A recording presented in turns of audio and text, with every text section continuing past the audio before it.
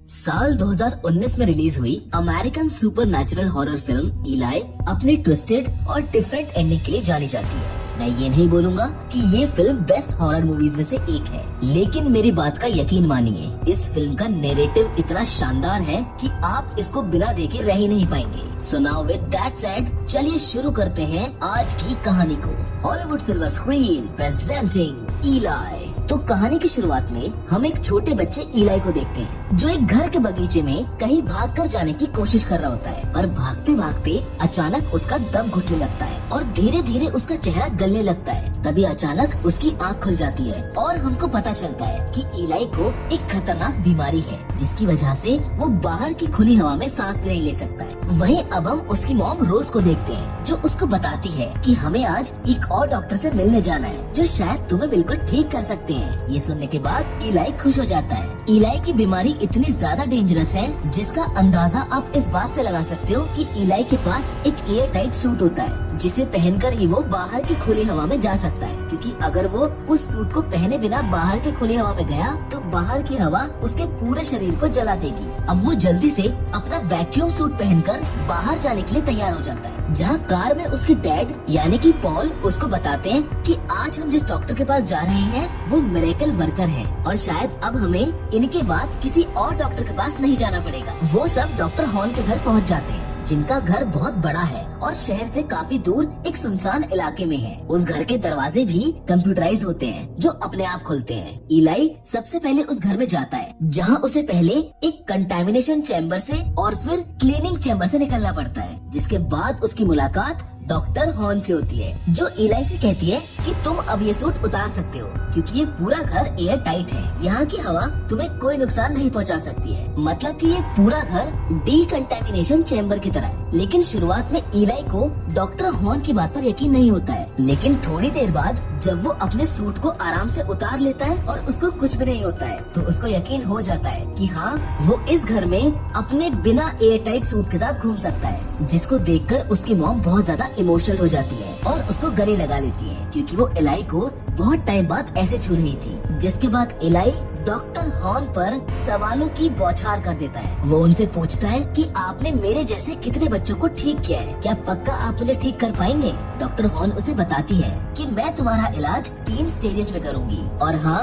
मैंने काफी मरीजों को ठीक किया है। फिर वो इलाई को नहाने के लिए कहती है। इलाई बहुत समय के बाद पानी से नहा रहा होता है, जिसे देखकर उसकी आंखों में आंसू आने लगते हैं। और नहाने के बाद डॉक्टर हॉर्न इलाई को उसका रूम दिखाती है, जो उससे बोलती है कि आज तुम आराम करो, हम कल सुबह मिलेंगे। जिसके बाद से इस फिल्म की असली कहानी शुरू होती है, क्योंकि रात में इलाई को अपनी खिड़की के पास कुछ अजीब सी आवाज आने लगती है, जिसे सुनकर वो उसके पास जाता है, जहाँ पर वो देखता है कि उस खिड़की के ऊपर भाप जमी होती है, जैसे कोई अपने मुंह से सांस ले रहा हो, पर वहाँ पर कोई नहीं होता है। जिसको देखकर वो कपकपाते हुए अपने मॉम डैड के रूम में आकर सो जाता है, जहाँ पर वो अगली सुबह ये बात सबको बताता है। पर सबको लगता है कि शायद उसने रात में कोई बुरा सपना देखा होगा, जिसकी वजह से वो डर गया। जिसके बाद कुछ नर्स उसे एक रूम में लेकर जाती है उसकी जांच करने के लिए। उधर ही वो नर्स इलाई की फोटोज भी खींचती है, और थोड़ी देर बाद डॉक्टर हॉर्न उसकी पीठ में एक छेद करके उसमें एक वायरस इंजेक्ट कर देती है, जो उसके डेड सेल्स को खाकर उसे ठीक करने की कोशिश करेगा। पर तभी उसके शरीर में फिर से एलर्जी होने लगती है, जिसकी वजह से उसका पूरा शरीर उधड़ने लगता है और वो बेहोश हो जाता है। लेकिन जब इलाई को होश आता है, वो खुद को अपने रूम में पाता है और वो देखता है कि एक लड़की बाहर से उसकी खिड़की पर पत्थर से मार रही होती है। वो घर के अंदर से उससे बात करता है, जो उसे अपना नाम हेली बताती है। वो इलाई से कहती है कि शायद तुम भी बीमार हो, कहीं तुम्हें भी कोई एलर्जी तो नहीं है, क्योंकि इस घर में सारे लोग ऐसे ही बीमारी लेकर आते हैं। इलाई उससे अंदर आने को कहता है, पर वो ये बात कहकर वहाँ से चली जाती है। जिसके बाद इलाई वापस अपने कमरे में जाने लगता है, लेकिन उसे अपने पीछे किसी के आने की आहट महसूस होती है, और वो जैसे ही पीछे मुड़कर देखता है, उसे वहाँ एक खौफनाक लड़की दिखाई देती है, जो उसे पकड़ने के लिए उसके पीछे भागती है। पर तभी इलाई के सामने उसके डैड आ जाते हैं और उसको डांटने लगते हैं। वो बोलते हैं कि तुमको इतनी रात को यहाँ पर घूमना नहीं चाहिए। इलाई इन सब चीजों से काफी डर जाता है, जो सारी बात अपनी मॉम को बताता है कि मैंने इस घर के अंदर एक और बच्चे को देखा है, जिसने मरीजों वाले कपड़े पहन रखे थे। शायद मेरे अलावा यहाँ पर एक और बच्चा है जो इनसे इलाज करवाने आया है। लेकिन उसकी मॉम उसको बोलती है कि बेटा ये तुम्हारा वहम होगा, शायद तुमने किसी नर्स को देखा होगा, क्योंकि इस घर में तुम्हारे अलावा कोई और बच्चा है ही नहीं। जिसे सुनकर वो फिर से अपने रूम में चला जाता है, जहाँ एक बार फिर से वो लड़की उसको दिखाई देती है जो उसके पैरों को पकड़कर खींचने लगती है, जिसे देखकर वो बहुत ज्यादा डर जाता है और मॉम डैड चिल्लाने लगता है। इलाई की चीख सुनकर उसके मॉम डैड तुरंत वहाँ पहुँच जाते हैं, जो उसको शांत करने की कोशिश करते हैं। उसके मॉम डैड उसको बोलते हैं कि बेटा यहाँ पर तो कोई भी नहीं है, तुम किससे डर रहे हो। जिधर डॉक्टर हॉर्न उसके मॉम डैड को बताती है कि ये सब दवाइयों का असर है जो धीरे धीरे ठीक हो जाएगा, पर उसकी मॉम दवाई के डोज को थोड़ा कम करने के लिए कहती है, जिस पर इलाई के डैड उसको रोक देते हैं और कहते हैं कि डॉक्टर को जो करना है करने दो, हमारे पास ये आखिरी मौका है इलाई को ठीक करने का, और वैसे भी इस इलाज में हम अपना सब कुछ लगा चुके हैं,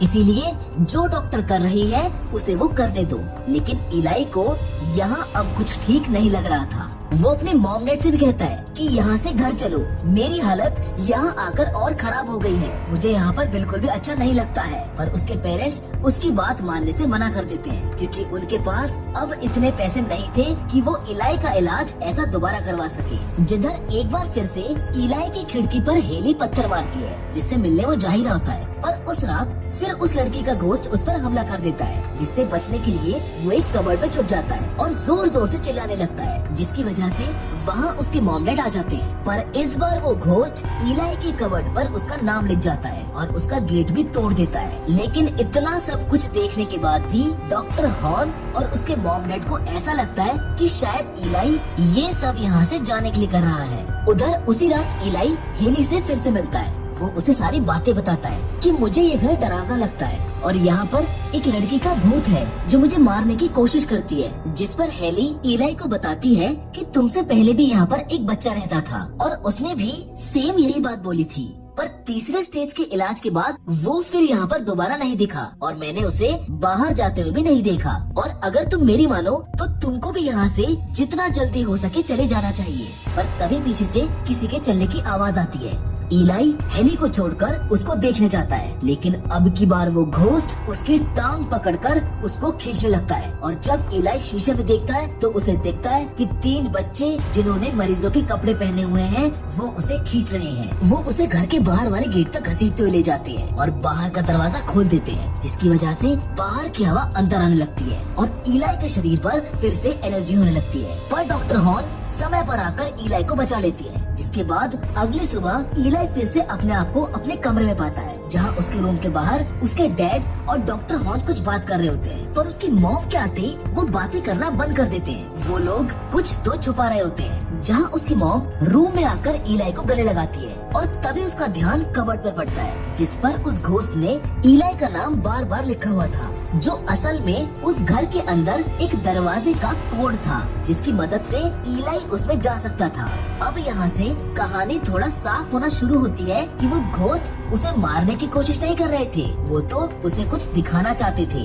ये बात इलाई भी समझ चुका था। वो ये सारी बातें हेली को बताता है और कहता है कि शायद मैं जानता हूँ कि ये किस दरवाजे के कोड है, और ये वही दरवाजा है जिस दरवाजे में डॉक्टर हॉर्न उसे रोज इलाज के लिए ले जाती थी। इसीलिए वो रात में उसके अंदर जाने का प्लान बनाता है और रात होते ही वो छुपते छुपाते उस रूम तक पहुंच जाता है, जिसका कोड वही था जो घोस्ट ने कबर्ड पर लिखा था। इलाई को उस रूम के अंदर बहुत सारी फाइलें मिलती है, लेकिन तभी उसका ध्यान एक लॉकर पर पड़ता है। वो उसका दरवाजा खोलकर चेक करने लगता है, जहाँ उसे उन सभी बच्चों की फाइल मिलती है जो अब घोस्ट बन चुके थे। उन फाइलों में साफ लिखा हुआ था कि तीसरे स्टेज के ट्रीटमेंट के बाद उनमें से कोई भी जिंदा नहीं बच सका।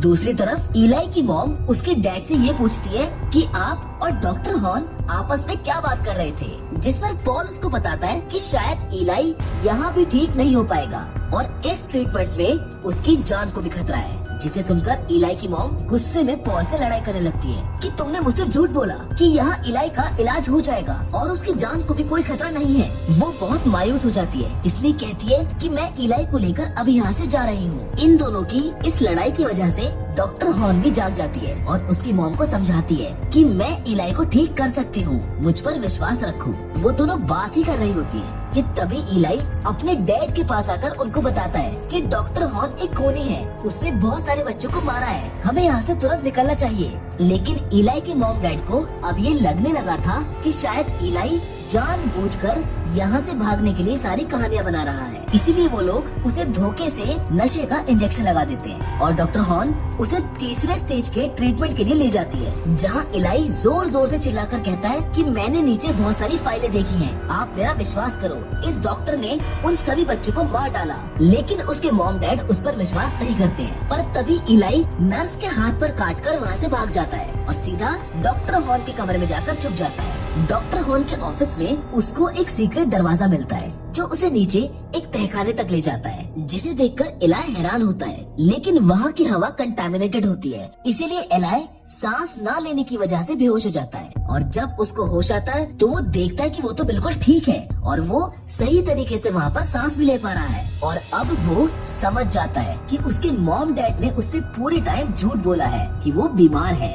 वो अपने मॉम डैड से बहुत गुस्सा होता है और थोड़ी देर बाद उसकी मॉम उससे बात करने के लिए आती है, जो उसको बोलती है कि मैं जानती हूँ कि तुम अभी मुझसे बहुत गुस्सा हो क्योंकि मैंने तुमसे झूठ बोला है, पर मेरा यकीन करो ये सब मैं तुम्हारी भलाई के लिए ही कर रही थी और सही समय आने पर मैं तुम्हें सब बता दूंगी। पर तभी इलाई बेहोश होने का नाटक करता है और जैसे ही उसकी मॉम लॉक खोल के अंदर आती है वो उन पर हमला करता है, जिससे वो बेहोश हो जाती है और वो वहाँ से भाग जाता है। वो ऊपर जाकर घर से बाहर निकलने के लिए लोहे से शीशे को तोड़ने लगता है, जिसके दूसरी तरफ हेली भी खड़ी होती है। पर तभी उसके डैड और डॉक्टर हॉर्न अपने नर्सों के साथ आकर उसे पकड़ते हैं और ट्रीटमेंट रूम में ले जाकर बांध देते हैं। वहीं नीचे उसकी मॉम को भी अब होश आ जाता है, जो उस तहखाने से बाहर जा रही होती है, जहाँ पर उनकी नजर एक कुएं जैसी चीज पर पड़ती है। वो उसे खोलकर देखती है, जिसके अंदर उन्हें कई सारे बच्चों के मरे हुए शरीर मिलते हैं, जिसे देखकर वो डर जाती है और समझ जाती है कि इलाई सच बोल रहा था।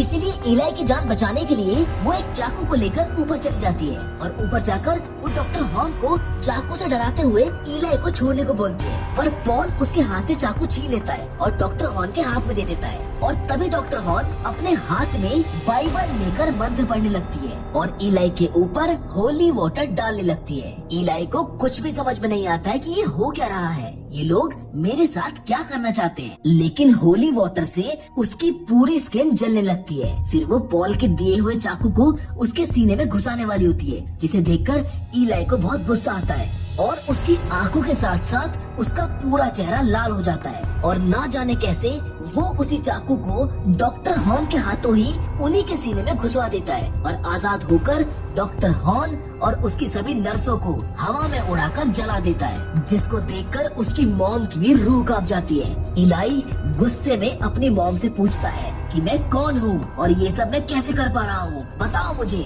जिस पर उसकी मॉम उसको बताती है कि तुम शैतान के बेटे हो, मैंने शैतान से प्रे की थी कि मेरा एक बेटा हो जाए, जिसके बाद तुम पैदा हो गए। मुझे लगा था कि तुम बिल्कुल एक नॉर्मल बच्चे की तरह हो, लेकिन नहीं, तुम में उन्हीं का अंश है जिसको दूर करवाने के लिए हम यहाँ पर आए थे। पर अब इसका कोई फायदा नहीं है क्योंकि अब तुम्हारी शक्तियाँ जाग चुकी है और अब मजबूरन हमें तुम्हें तुम्हारे असली डैड के पास ही लेकर जाना होगा। लेकिन तभी पीछे से पॉल इलाई पर चाकू से हमला करता है, लेकिन इलाई अपनी पावर्स का इस्तेमाल करके उसको हवा में उड़ा देता है और अपनी मॉम के साथ उस घर से बाहर निकलता है, जहाँ उसे हेली उसकी कार के पास खड़ी मिलती है और उसे बताती है कि वो भी डेविल की बेटी है और जो बच्चे तुमसे पहले यहाँ पर आए थे वो सब हमारे भाई बहन थे। इलाई उससे कहता है कि तुमने ये सब मुझे पहले क्यों नहीं बताया, जिस पर वो बोलती है कि मैं चाहती थी कि तुम अपनी शक्तियों को खुद जगाओ और अपनी काबिलियत को पहचानो। जिसके बाद हेली उससे पूछती है कि क्या तुम डैड के पास जाने के लिए तैयार हो।